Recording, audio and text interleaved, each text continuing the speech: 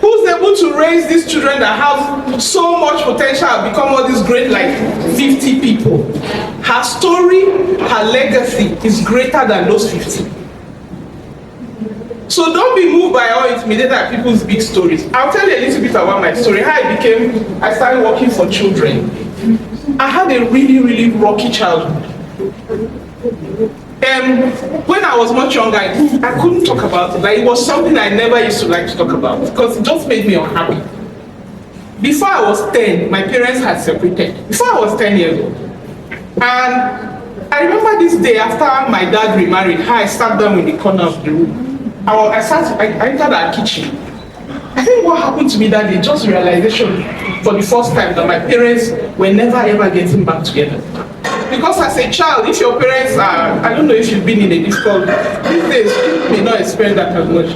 You keep hoping that they will resolve it and everything will be fine. So I remember a few times my mom would take me and my brother, we're just two of us, and just like leave my dad and take us to her parents. And after some time, my father and his whole brothers, everybody would come, they'd be doing all these meetings in the corner, we would be eating food in the village, and we'll not really understand what's going on. But then after a while, we'll come back home. Then it will happen again. So I feel like we kept hoping that in the end they will find a solution.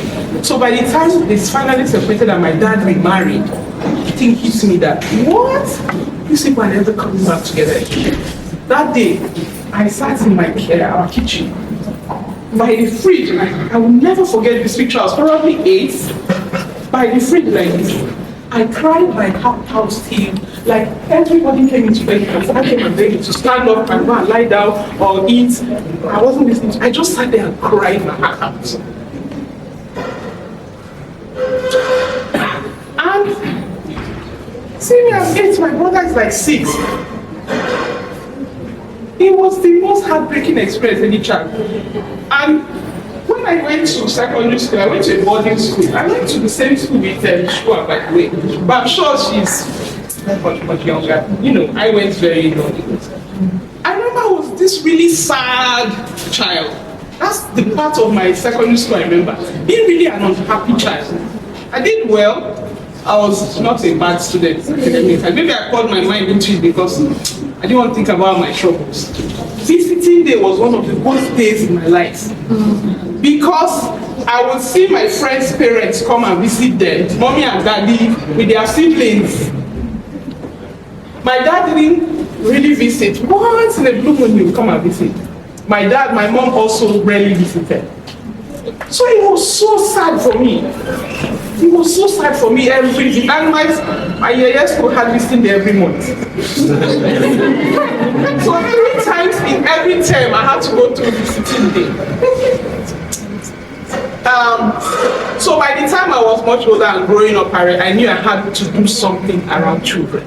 At first I thought it was around marriages, and I kept praying, give me a good marriage. Like one of my things I ever really prayed about in my life was to marry the right person. After I kind of before I crossed that, I realized that it had to do with children. Because, again, let me tell you, it's another way to discover purpose. And I think she mentioned it on someone else. What are you like really, really passionate about? It's an indicator of something you are meant to do. Like Shua was talking about, she hates injustice. It's an indicator of what you are also assigned to do. And I just realized that if I see a child in a bad situation, it really, really, really pains me. In fact, let me tell you something that's currently happening to me. I have one of my in-laws who hasn't been good with his children. He hasn't been good with his children.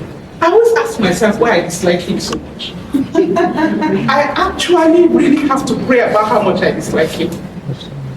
He didn't do anything to me. Every time I think about what he's put his children through, I feel like killing him.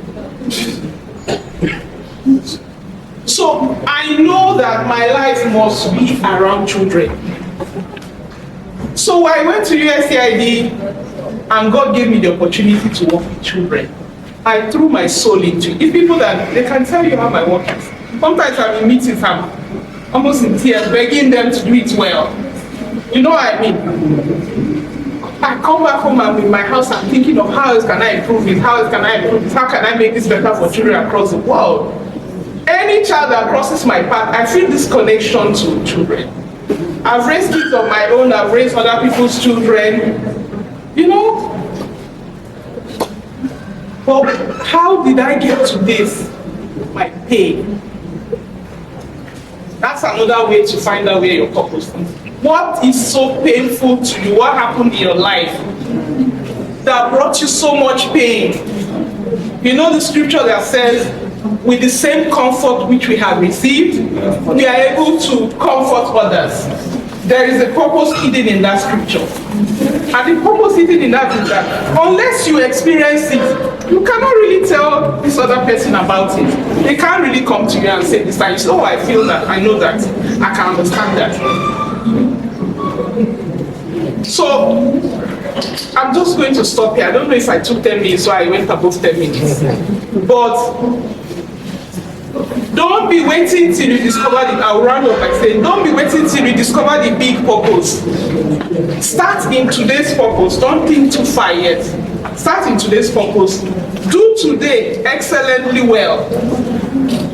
When you end the day today, when you sit down on your bed and you want to pray and go to sleep, look at the day and say, oh yeah, I did a fantastic job today.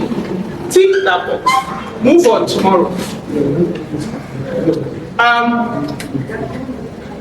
When you are praying about your purpose, be open. So that's the other thing about me. I feel like I'm a lifelong learner.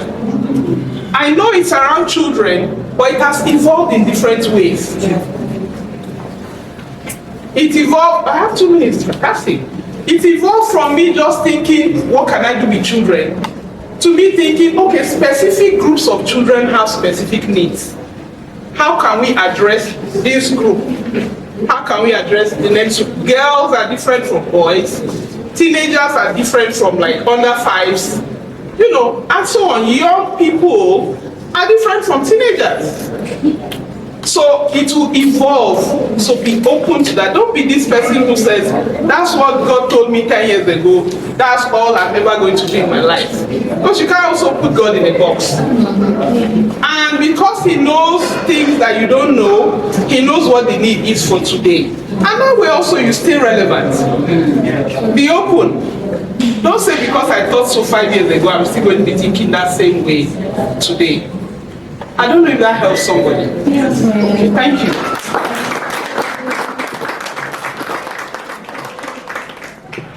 Thank you so much. That was really another very inspiring session.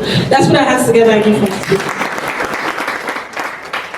We're going to be having our final speaker for today, Mr. Jimmy. So do you please go ahead.